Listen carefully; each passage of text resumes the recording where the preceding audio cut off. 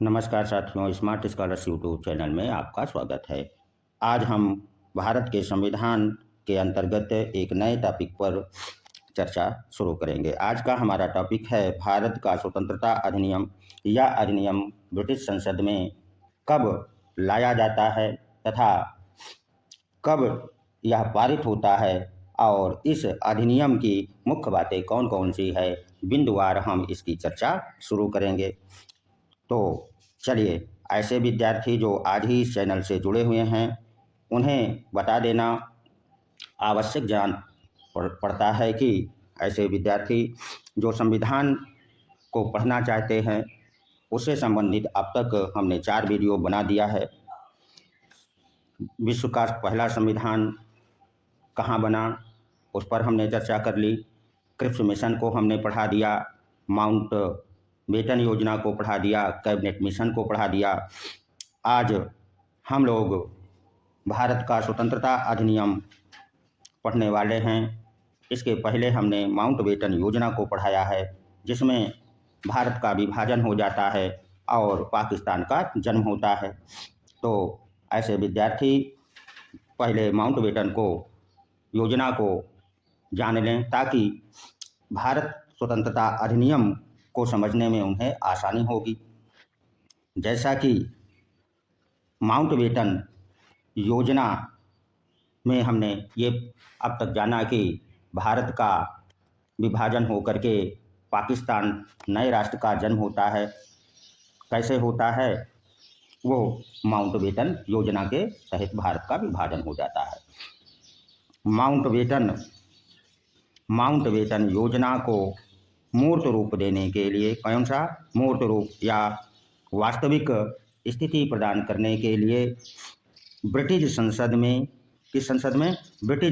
में तत्कालीन प्रधानमंत्री एटली द्वारा भारत स्वतंत्रता अधिनियम को 4 जुलाई 1947 को प्रस्तुत किया जाता है। हो सकता है कि आपके टीजीटी, पीजीटी परीक्षा से यहाँ से प्रश्न पूछ ले कि भारत स्वतंत्रता अधिनियम ब्रिटिश संसद में कब पेश किया गया। तो यदि आप नोट्स बना रहे हैं तो हेडलाइन कर लीजिए, 4 जुलाई 1947 को ब्रिटिश संसद में भारत स्वतंत्रता अधिनियम पेश होता है या प्रस्तुत किया जाता है।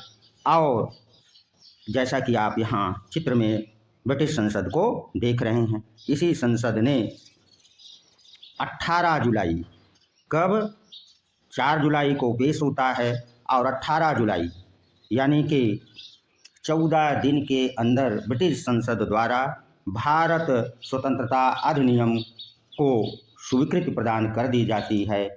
और भारत स्वतंत्रता अधिनियम की मुख्य बातें क्या हैं, अब हम लोग उसकी बिंदुवार चर्चा शुरू करेंगे। तो चलिए, अब हम लोग भारत स्वतंत्रता अधिनियम की मुख्य बातें जो ब्रिटिश संसद में अधिनियम पारित किया गया था वो क्या थी, एक एक करके चर्चा शुरू करते हैं। 18 जुलाई 1947 को जो भारत स्वतंत्रता अधिनियम ब्रिटिश संसद में पारित होता है, उसकी पहली मुख्य बात ये थी कि उसमें ये कहा गया था कि पाकिस्तान और भारत 2 अलग राष्ट्रों का विभाजन होगा और इन दोनों डोमिनियन राज्यों का जो गठन होगा उसमें पाकिस्तान अलग राष्ट्र, जिसे 14 अगस्त 1947 को एक अलग राष्ट्र के रूप में स्वतंत्रता प्रदान कर दी जाएगी और 15 अगस्त 1947 को भारत स्वतंत्र हो जाएगा।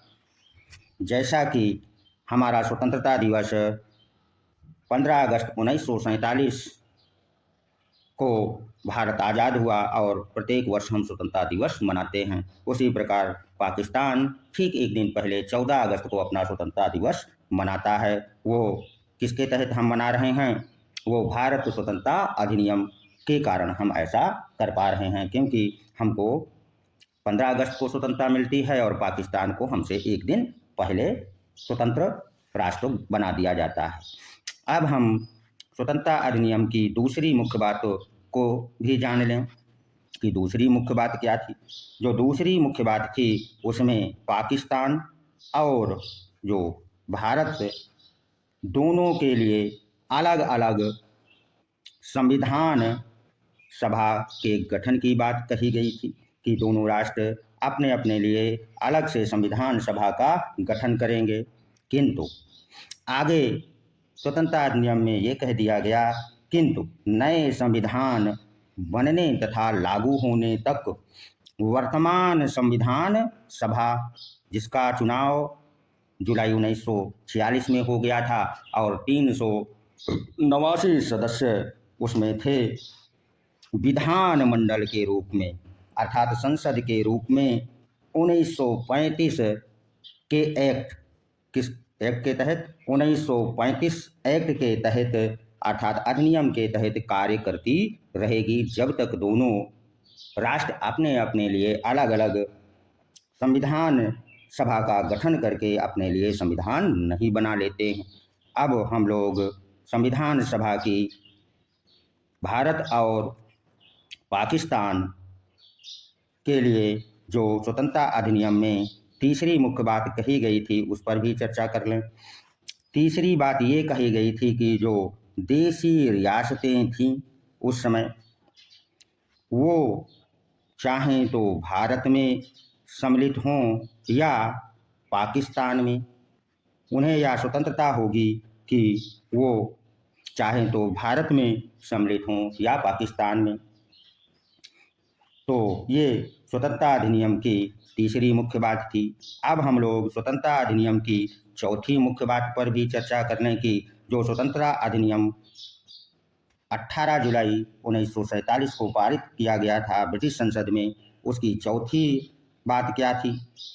तो जो चौथी बात थी उसमें ये कहा गया था कि जो पाकिस्तान है उसमें कौन कौन से क्षेत्र आएंगे।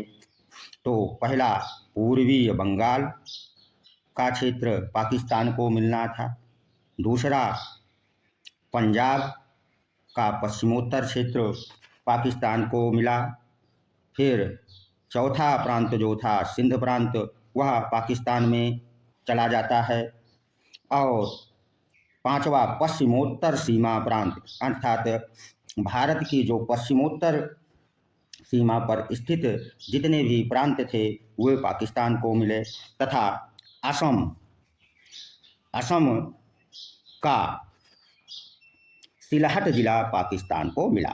इस प्रकार पाकिस्तान के अंतर्गत पूर्वी बंगाल जो वर्तमान में बांग्लादेश है, पंजाब का कुछ क्षेत्र, सिंध प्रांत और पश्चिमोत्तर सीमा प्रांत तथा असम का सिलहट जिला मिला करके पाकिस्तान नए राष्ट्र बना। और जो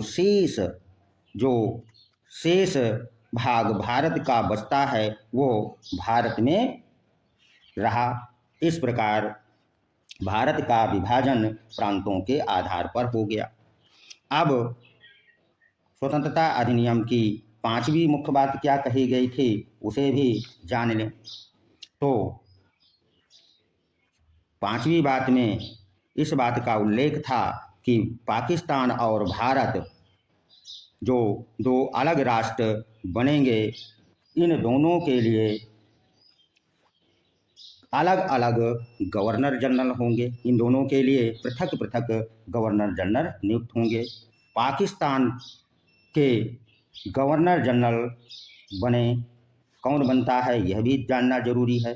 तो मोहम्मद अली जिन्ना, कौन? मोहम्मद अली जिन्ना पाकिस्तान के गवर्नर जनरल बनते हैं, तथा जो सरकार का गठन होता है उसमें प्रधानमंत्री का पद लियाकत अली को मिलता है और एक स्वतंत्र सरकार का गठन हो जाता है।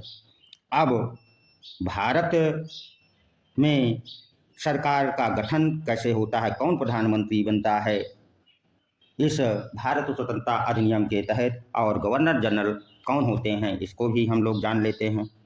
तो जो भारत है इसके प्रधानमंत्री पंडित जवाहरलाल नेहरू बनाए जाते हैं। और जो गवर्नर जनरल का पद है वो माउंट बेटन को दिया जाता है, अर्थात माउंट बेटन भारत के अंतिम व प्रथम गवर्नर जनरल स्वतंत्र भारत के कहलाते हैं। इस तरह स्वतंत्रता अधिनियम की ये थी मुख्य बातें। आशा करते हैं कि आप लोगों ने भारत स्वतंत्रता अधिनियम जो 18 जुलाई 1947 को ब्रिटिश संसद में पारित हुआ था, उसकी जो मुख्य बातें थी आप लोगों ने समझ लिया होगा।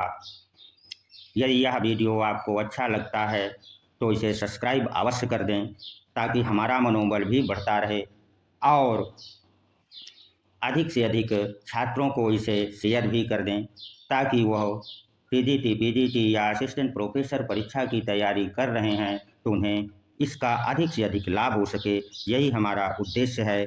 धन्यवाद, मिलते हैं अगले वीडियो में।